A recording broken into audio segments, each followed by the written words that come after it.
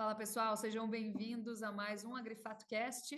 E nesta semana, contemplando aqui nossa parceria com o nosso apoiador, a Zoetis, que é especialista em saúde animal, a gente recebeu uma indagação aqui muito interessante. Por quê? Porque vem em linha com um dos papos que a gente tem para tratar aqui hoje, que é a suspensão de 3 plantas frigoríficas, da habilitação dessas plantas para exportar para a China, pela presença de resíduo de fluozaron na carne, tá bom?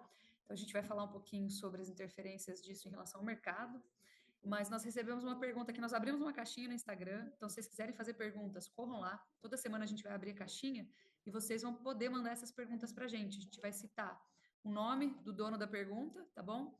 E o nome da fazenda também, se vocês quiserem mandar, tá? Então quem me mandou a pergunta aqui foi a Márcia Coelho, ela sempre segue a gente, então legal receber a sua pergunta. E a pergunta dela é: qual é o protocolo de carência para a gente poder aplicar esse produto e depois mandar para o abate sem interferir?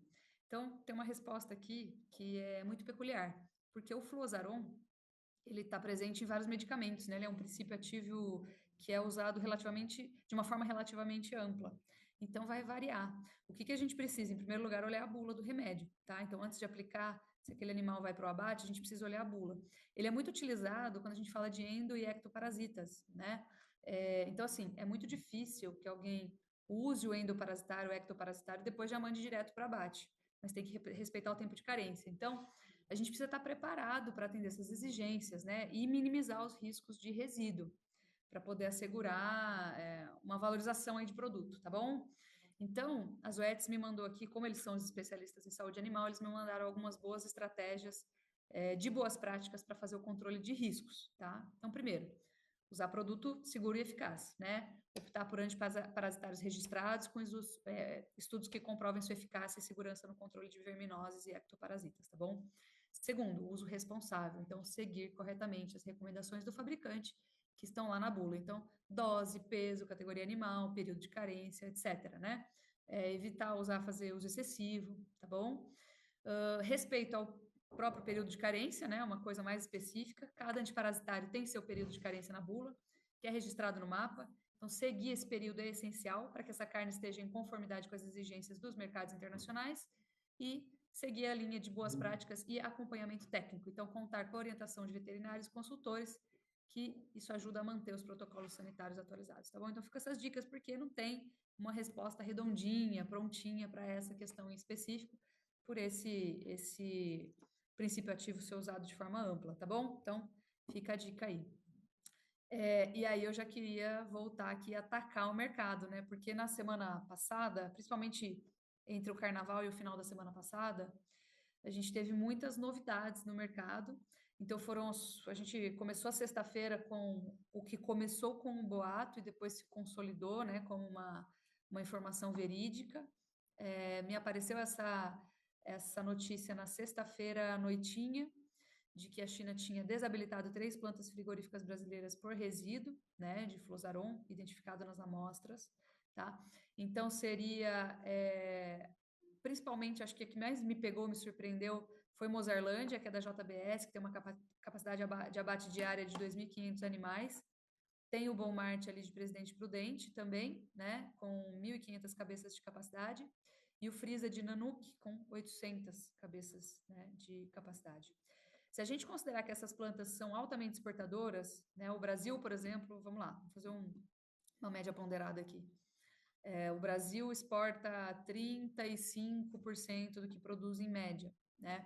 A gente não pode considerar que essas plantas exportam 35% que elas produzem em média, porque elas exportam mais do que a média, porque tem plantas que não exportam nada. Então, a gente precisa levar em consideração aí que essas plantas exportam um pouco mais. Então, a gente estimou aqui que essas suspensões, elas teriam um impacto sobre as exportações de aproximadamente 1,8%, 1,5% da produção brasileira no período em que elas ficarem suspensas.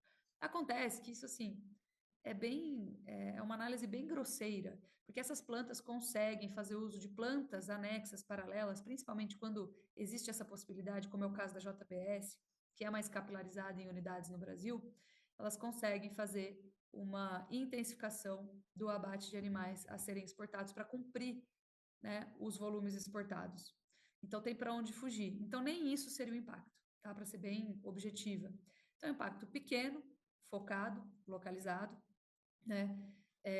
Mas que poderia se tornar uma coisa maior. Então, a gente precisa, em primeiro lugar, lembrar que resíduo, né, de produto. Alguém me falou, mas quem que vai vermifugar e abater? Eu falei, então, tem louco para tudo nessa vida, né?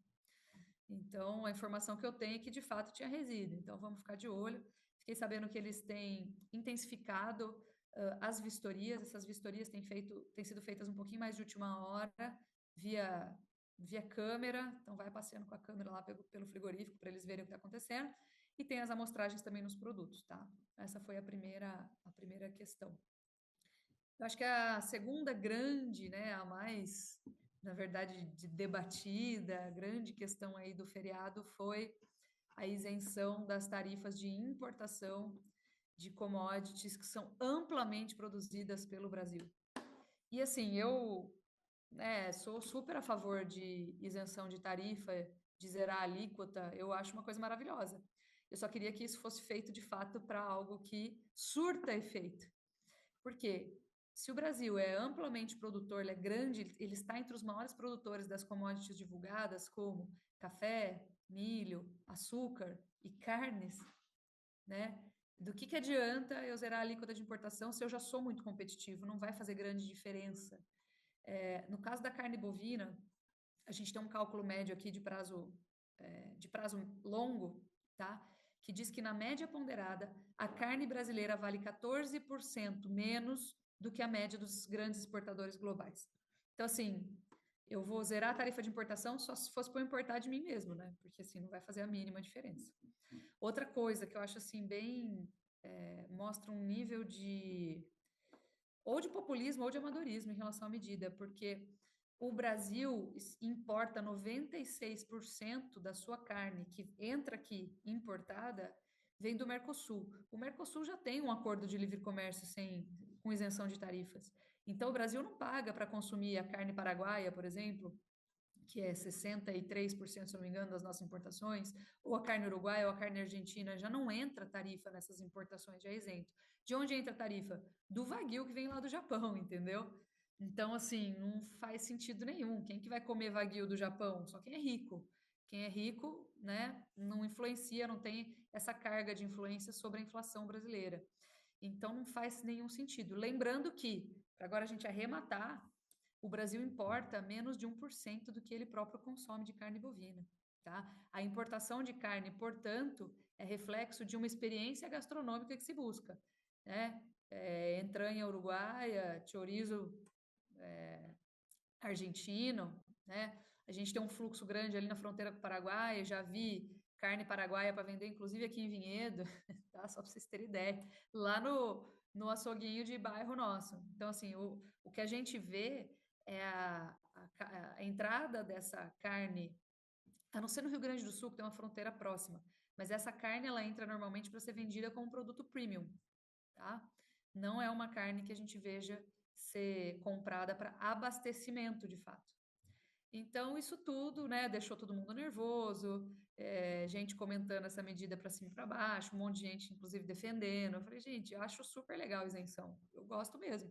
A questão é que ela tem que ser efetiva, ela tem que acontecer de fato, né, e ter uma influência, tá bom? Então, acho que eu já fiz o meu próprio comentário dessa medida aí. E, por fim, eu acho que me surpreendeu a manutenção da tarifação dos Estados Unidos em relação às importações de Canadá e México, né? O Canadá falou que vai retaliar, vamos ver o que vai acontecer, mas isso acaba favorecendo as exportações de carne bovina brasileiras para os Estados Unidos, né? E esperando aí que ninguém venha nos buscar para a gente fazer uma equiparação de tarifas, porque eu entendo que é isso, em grande parte, que os Estados Unidos estão buscando, equiparações de tarifas, né? Então, como que eu cobro, sei lá, 11% de você, você me cobra 25%, 30% para entrar no seu país? Todo acordo comercial, ele busca essa equiparação, né? Um caminho que seja interessante para todo mundo. Então, isso aí para mim foi uma surpresa. Achei que eles iam revogar essa medida, mas não revogaram.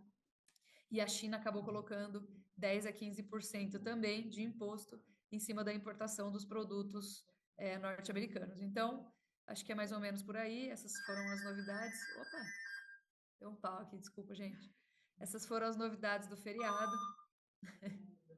Isso aqui chama tela azul no computador.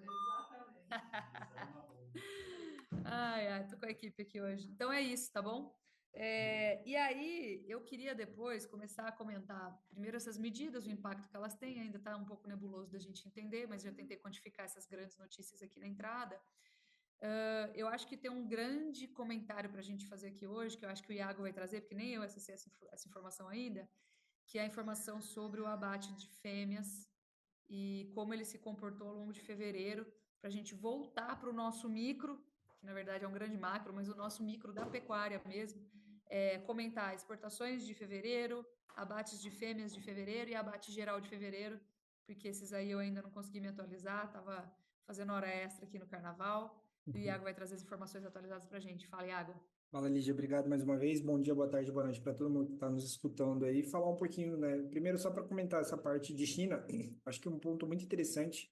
Desde o final do ano passado, a gente tem visto a China meio que fechar o cerco nessas questões de tarifa de importação, e aí agora essa questão de liberar ou não frigoríficos, né? Interrompeu a questão de importação desses frigoríficos, alegando problemas sanitários, mas a gente já vem comentando aqui recorrentemente sobre a questão de a carne bovina na China não consegue se recuperar e existe hoje sim, pelo menos o que a gente consegue acompanhar por cima aqui, um lobby muito forte dos produtores rurais chineses, tá? Dos pecuaristas chineses para que o governo controle um pouco mais essa questão de produção, de preços no mercado interno deles, porque de fato, como eu falei, né, é um dos menores preços do boi gordo chinês em dólares dos últimos anos e que consequentemente está num patamar que até comparado com o boi brasileiro, né, tem nem comparação da perspectiva de qualidade, mas da perspectiva de preço está um pouco fechou, chegou a fechar os últimos 3 meses e em duas ocasiões ele fechou com nível abaixo de preço que o boi brasileiro.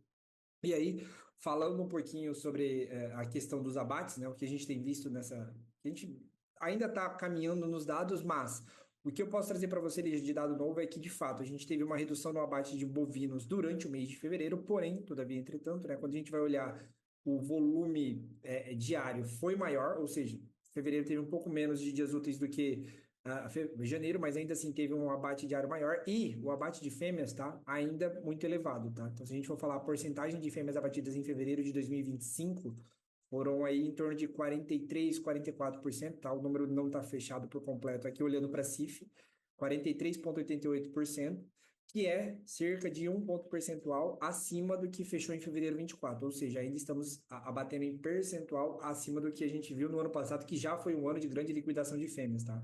Então, olhando para esses números, a gente ainda está vendo um abate, uma oferta muito grande de animais, e que eu acho que conversa um pouco com os números que a gente tem de ágio do bezerro, preço do bezerro, tudo que a gente está olhando ainda não elucida o fato de que transicionamos por completo para a fase de retenção de fêmeas. Os números ainda indicam o contrário, que a gente ainda está dentro do processo de descarte, e isso aconteceu durante o mês de fevereiro novamente, tá? Então, ainda assim, a gente continua a fazer esse processo. E aí, só para comentar, tá? Não sei se vai querer adicionar aqui, mas da perspectiva de demanda, só para trazer os números dessa primeira semana de março aí, que foi uma semana curtinha, né? 3 dias úteis, mas com uma grande quantidade de carne bovina exportada, né? 60 mil toneladas em 3 dias, que dá basicamente uma média diária de 20 mil toneladas por dia, e reforça a probabilidade de que a gente tenha mais um mês, tá? Fevereiro de 2025 foi o maior fevereiro da história em exportação para o Brasil, né? Foram cerca de 190 mil toneladas, e março de 2025 caminha também, tá? Para ser um novo recorde aí, a gente está estimando algo entre 190, 200 mil toneladas, os números acabaram de sair, mas que reforça mais uma vez uma exportação muito firme. E quem cresceu no mês passado, inclusive, estava até olhando os números aqui, foi muito Estados Unidos e Chile e México, tá? Então, a rapaziada lá da América do Norte está comprando muita carne brasileira nesse momento. Então, e são a gente pode atribuir um pouco aí das motivações para que esse boi gordo, apesar de cair, não caia com tanta intensidade, né? Se a gente está falando de demanda, um pouco disso aí é essas exportações que estão batendo recorde para a América do Norte, de maneira geral. E aí, uma moeda de duas faces, né, Iago? O câmbio pressionado para cima. Se a gente pensar agora de um câmbio entre 5,70 e 5,80, parece que ele foi para 6,30 e caiu bastante. Mas, na verdade, se a gente pensar em média, seria a máxima média do ano passado inteiro, praticamente, né? Isso. Sim, se a gente pensar em média. Então, esse câmbio sustentado, ele representa duas faces de uma mesma moeda. Em primeiro, a gente fica barato globalmente, que a nossa moeda está desvalorizando, né? E em segundo lugar, além da gente ficar barato, isso acaba atraindo os clientes lá de fora para vir levar em volume. Então, assim, Cara, fantástico, né? A gente acabou conseguindo. Isso inflaciona também, na verdade. Então, eu acho que é uma medida É, duplamente. Ela vai na contramão do que o governo preconizava, porque um dólar sustentado estimula a exportação, né? E o estímulo à exportação acaba mantendo sustentada a carne aqui domesticamente. exatamente. Eu acho que esse é um grande ponto, essa discussão, assim, sobre tirar uma tarifa de importação de um produto que a gente não importa. Então, qual a relevância que isso vai ter no final do dia para o consumidor? Enquanto isso, os comunicados como o governo que o governo tem passado da perspectiva de influência sobre o dólar são muito mais impactantes no preço final do que de fato uma retirada de imposto de importação. Então, se você olha, se a gente sai de um dólar de 5,20, que era o que estava lá em março de 2024, para 5,80, quais foram as mudanças que a gente teve nesse período aí que influenciaram de fato esse dólar subir de 5,20 para 5,80? E que o governo está atrelado a essa motivação, sabe? As medidas que o governo fez, a responsabilidade fiscal que foi vista durante esse momento, durante os últimos anos, que motivou de fato a gente sair de um dólar de 5,20 para bater 6,30, 6,20 e agora voltar para 5,80 e dar a falsa sensação de que caiu, sendo que no comparativo anual é 60 centavos maior. Então, esse gap de 60 centavos por dólar, né? Que a gente perdeu, né? De fato, que o dólar subiu de preço é muito mais impactante do que você tirar 10% de um produto que você não tem por que importar, não faz sentido você importar. Então, acho que é aquela coisa, né? Uma medida que é para gringo ver, que não vai ter sentido no final das contas sobre impactos da carne bovina. Assim, eu gostaria de ver isenções aqui dentro, né? Então, eu falei, pessoal, vocês são da turma do contra, né? Eu falei, eu não sou do contra, eu acho ótima a isenção, só que ela tem efeito nenhum, assim, né? Desculpa, efeito praticamente zero. Fora que, se a gente é a carne mais barata do mundo e eu preciso agregar um custo logístico para trazer essa carne para cá, já era. Já faz Exatamente. sentido zero. Outra Exatamente. coisa, a gente é um país de 218 milhões de habitantes. Como que a gente vai trazer carne suficiente aqui? De quem que nós vamos comprar que vai ser tão competitivo quanto o volume de cabeças que a gente tem aqui? Então é uma questão de tamanho de população, abastecimento e tamanho de rebanho. Quem que tem esse rebanho? Assim, não tem por onde, uma viagem. E isso serve também para açúcar, para café, para milho, porque a gente está no top 3 desses de commodities para todas essas commodities. Então faz muita diferença, né? Eu adoraria ver uma isenção aí de importação de adubo, por exemplo, fertilizante, pensando em que produção de alimento é básico, né? E esses custos acabam se exponencializando ao longo da cadeia, ou então tirar aqueles impostos, imposto novo estadual lá, agora paralisaram, pausaram a situação lá no Pará, mas tem a de Goiás, que entrou há relativamente pouco tempo, enfim. É isso aí. Mas muito bom. Eu queria saber como é que está o mercado de milho, Stefan, porque tá voltando a incomodar, né? Do Você ponto de vê, vista de custos, tá? Sim. você vê que está incomodando e que o mercado perdeu a referência quando até corretor de mercado vem perguntar o que está acontecendo, né? Engraçado, desde a semana passada o pessoal está perguntando, cara, o que está acontecendo? Eu falei, ó, já era para ter estabilizado, né, pelo quadro aí de plantio de milho segunda safra, que está dentro de padrões normais. Mas o ponto é demanda. A demanda ainda está muito fortalecida. O preço de milho na relação de troca, né, no poder de compra para o avicultor, né, de postura, o produtor ali de ovo, o ovo virou ouro, né? E também para o suinocultor, ele ainda está numa relação de troca assim, historicamente, né, abaixo das médias de 5 anos atrás. Por mais que para o avicultor de corte ele está incomodando, para o pecuarista de corte também está incomodando, para o pecuarista de leite o milho também está numa relação de troca saudável. Então, os fatores de demanda estão atuando sobre o mercado de milho e tá trazendo essa percepção sobre a explosão.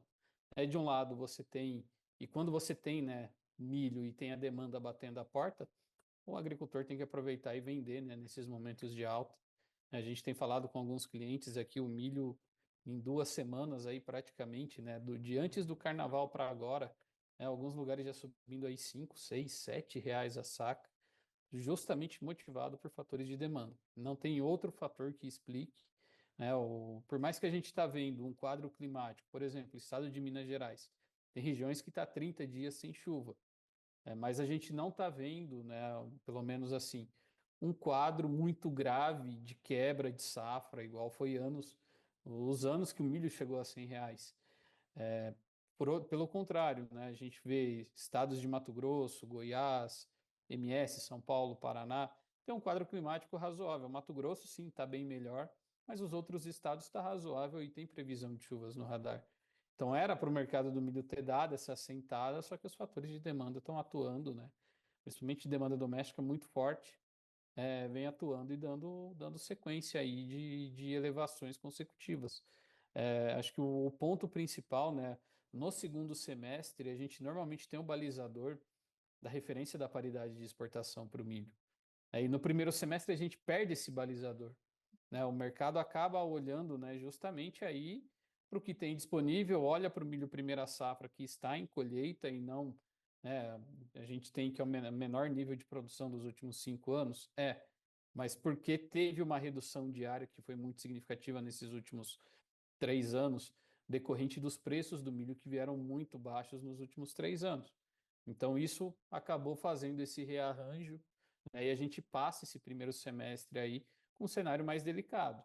Agora a gente tem que olhar para o clima, né? As chuvas de abril e maio, elas que vão definir qual que vai ser o tamanho da nossa safrinha e se essas chuvas vão colocar um ponto final nessa alta do milho, porque as referências, né? Um dos corretores que veio me passar hoje, inclusive, né?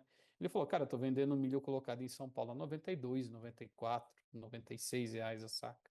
Então ele já está num patamar muito estressado, de fora de referência, e é só a chuva que vai fazer esse mercado ceder, né? Ou então algumas empresas aí maiores saírem desse mercado e, consequentemente, a importação começar a ser viabilizada. Né? Importação via Argentina, principalmente, né, em anos que a gente tem períodos de estresse maiores de preços de milho, a importação fica viabilizada. E nesses patamares que a gente vê o milho já encostando a R$ 100 a saca em São Paulo, a importação começa a entrar no radar de alguns agentes. Como a gente já viu isso semana retrasada, antes do carnaval, alguns movimentos ali do Rio Grande, de empresas do Rio Grande do Sul olhando isso. Enquanto a gente está colhendo milho primeira safra, também está exportando milho primeira safra, mas tem aí vamos colocar um mercado local estruturalmente aí que perdeu sua referência, na verdade, de precificação e está trabalhando aí à mercê da demanda. Né? Então, para o produtor aí de milho, que tem milho para vender, aproveita esse momento. A gente ainda não sabe o que vai ser a safrinha, mas não dá para falar de milho a 120, 150, mas a gente já está vendo que está num patamar de estresse aí que ele precisa voltar, né?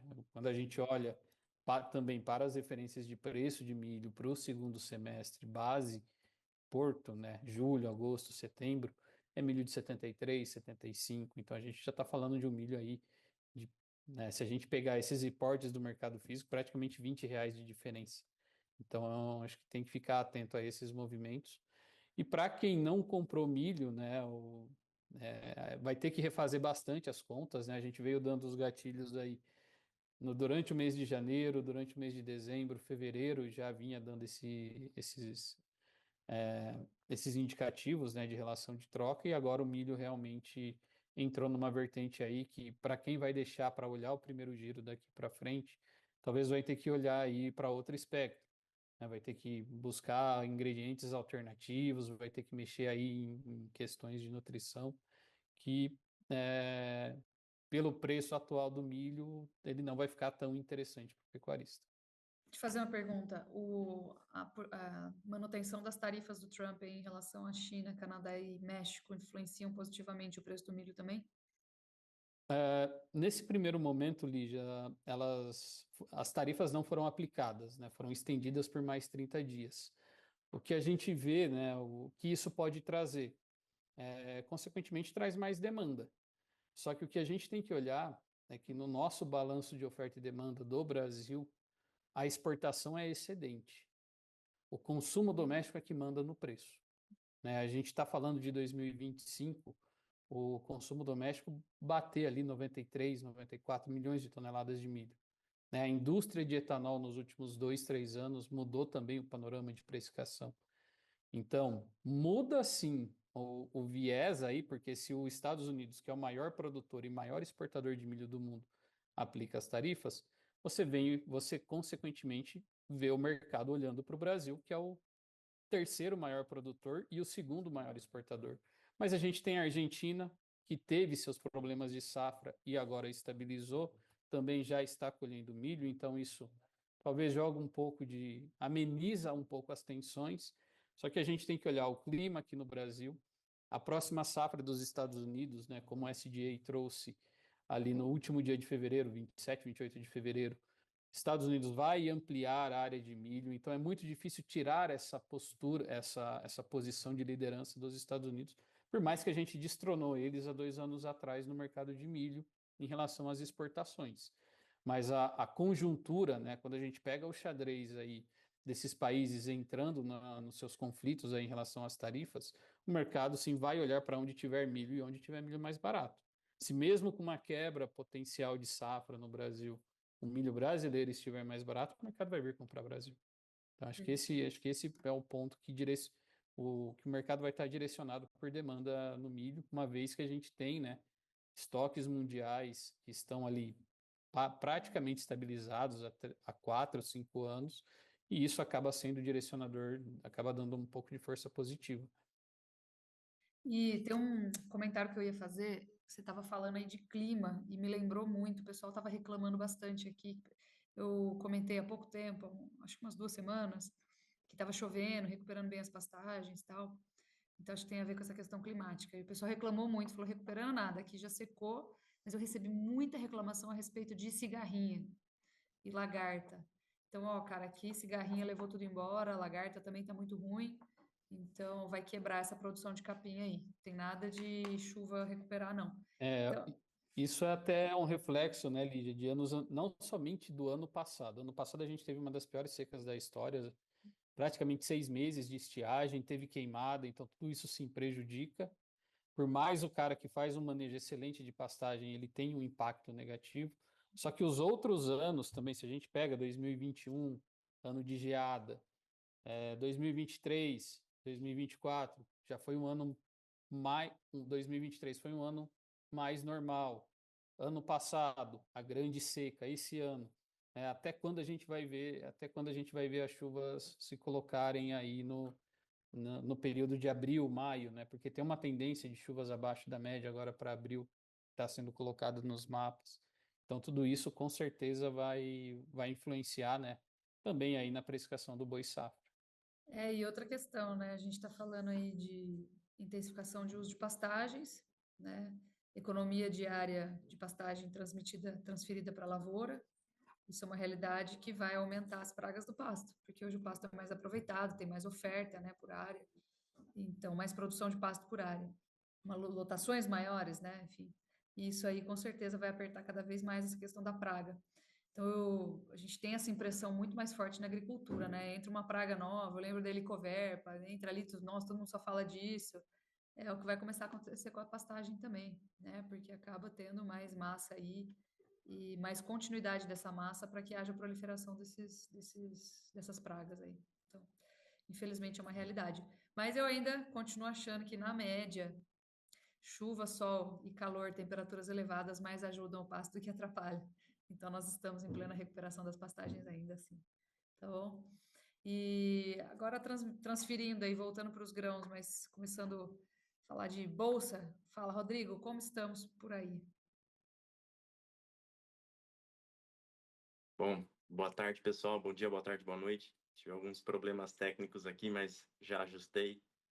Inicialmente, aqui por Chicago, né, na última semana, muita volatilidade, todas essas questões tarifárias, né, envolvendo os Estados Unidos e os demais países, né, México, Canadá, e China, trouxeram muita volatilidade para as cotações de soja e milho em Chicago.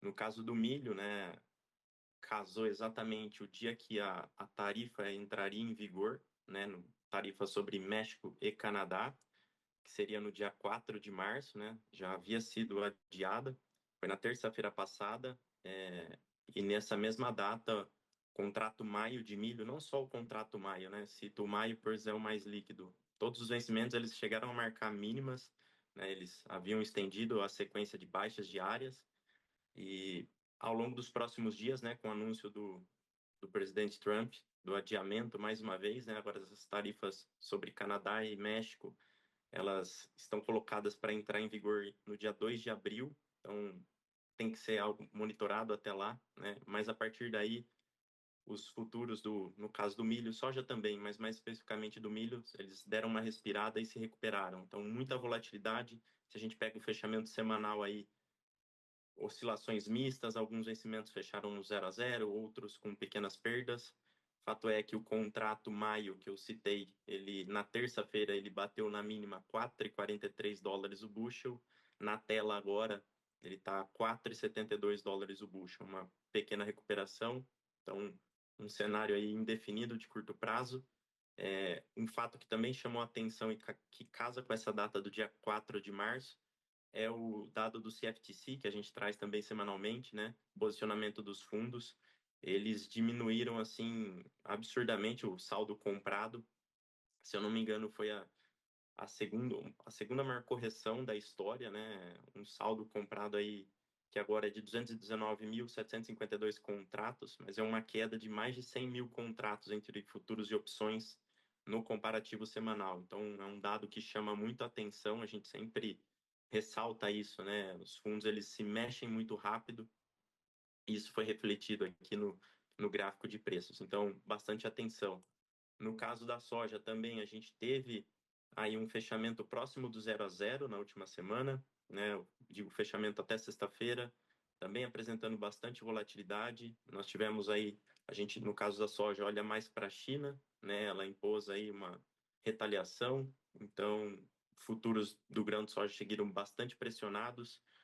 Fundos de investimentos reverteram a posição comprada, agora eles possuem um saldo vendido em futuros de soja, algo que a gente acompanhou bastante no ano passado, né? Esse saldo ficou vendido por bastante tempo, iniciou o ano na ponta vendedora, agora voltou para baixo. É um saldo negativo de menos 35.487 contratos, também analisando futuros de opções. Hoje, né, os futuros da soja em grão acumulando perdas aí superiores a 1% nessa segunda-feira. Contrato maio negociando a $10,14 o bushel. E o questionamento que fica é, né, se esses vencimentos, especialmente o maio, aí vai se sustentar acima dos $10 o bushel ou vai perder essa referência. Lembrando que amanhã nós temos a divulgação do relatório WASD, né, relatório de oferta e demanda agrícola por parte do USDA, que também de praxe já traz bastante volatilidade ao mercado, mas especificamente esse relatório de março, né, do WASD, ele tende a ser um pouco mais morno, né? A gente deve ter alguns ajustes para o cenário talvez de oferta aqui na América do Sul. O USDA coloca a safra brasileira de soja em 169 milhões de toneladas. A gente pode observar aí algum ajuste no campo positivo, algum ajuste para a Argentina também, mas no caso dos Estados Unidos, o balanço norte-americano deve seguir praticamente inalterado, né? Mais ao final do mês que a gente tem assim a relatório de intenção de plantio por parte do produtor norte-americano, esse sim deve balançar bastante o mercado. Acho que o cenário é esse para Estados Unidos, só comentar o mercado aqui brasileiro, passando para a B3, mercado bastante firme, como vocês comentaram aí no início da reunião. Contrato maio 25, né? Comento maio, pois o março ele vence na segunda-feira que vem, né? Dia 15 é um sábado, vence no dia 17. Mas aqui o março bem atrelado ao indicador CPEA, acima dos R$ 87 a saca, quase nos 88, na tela agora 87,94. E o maio, que já vai ganhando mais liquidez, né, por conta da liquidação do março na próxima semana, também bem fortalecido. Hoje ele voltou a flertar com os R$ 83 a saca, na tela agora 82,25, refletindo esse cenário de oferta um pouco mais restrita no curto prazo e uma demanda bastante aquecida. Aqui só pontuando, né, nessa trajetória de alta também, indicador do milho base CPEA Campinas, na última sexta-feira ele veio a R$ 88,71 a saca, está aí nos maiores patamares desde o início de 2023, né, final de 2022, então, refletindo todo esse cenário de fundamentos para alta, né, e indicador Paranaguá da soja, veio um pouco mais estável, né? Se a gente comparar com as últimas semanas, a 134,19. Apesar da queda das cotações da soja, né? Cotações futuras em Chicago, a gente observou aqui um fortalecimento dos prêmios de exportação, base Paranaguá e demais portos, né? Um aperto logístico e também uma recuperação do dólar frente ao real, né? Aí nessa combinação final trouxe um cenário de estabilidade um pouco aí para esse preço final da soja em grão aqui no mercado interno. Acho que é esse o cenário. É só comentar aqui do boi para maio, né? Ele está um pouco indefinido no curto prazo, né? Topos mais altos, fundos mais baixos, enfim, uma tendência indefinida de curto prazo. Mas hoje, né? Positivo no início da semana, R$ 302,30 a arroba na tela agora, né? Tá querendo fechar acima da média de 20 períodos, seria um sinal positivo de curto prazo. Mas é isso. O que me chama a atenção também é a menor quantidade de contratos negociados, né? Essa alta não está sendo acompanhada por um maior volume. Então, só isso que eu queria pontuar aqui, esse é o cenário. Muito bom. Então vamos que vamos para nossa semaninha. Valeu, turma. Vamos lá, Obrigada, valeu, viu? turma, obrigado. Valeu. Obrigado, pessoal.